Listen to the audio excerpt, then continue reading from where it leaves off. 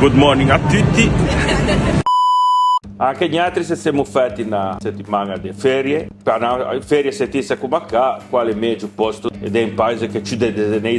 che tanto che si appoggiò anche a bandiera di Siena e quindi siamo stati a Londra, abbiamo mangiato e bevuto, abbiamo mio a partita allo stadio, abbiamo mangiato di gran pesci e patate come mangiano gli altri, abbiamo girato per Camden Town, giù mercato e a mangiare panetti con la Svizzera, a mangiare pulled pork, patate fritte, merendine di tutto. Poi abbiamo detto vabbè, ma abbiamo un po' da carne, cosa un po' a modo e magelene che non è guai, però siamo stati allora da magelene di ricchi da arroz, una bella bistecca 600 sterling che sono tosto 600 euro, thank you, ma anche no. Allora andiamo a mangiare qualcosa un po' di carne zacchetta e allora siamo andati da un magelà qual è un costa che aveva un ristorante in Carugi un po' d'anni fa, poi ho deciso di darvi qualche ristorante a Londra, che era 4-5, 3 che siamo già stati, mangiamo un po' di fassuna piemontese, una costiglia, un po' di filetto e poi tutto menù tutto proprio asenese e se mangiamo anche un po' di figassa con il formaggio, bistecca eccezionale, cotta benissimo,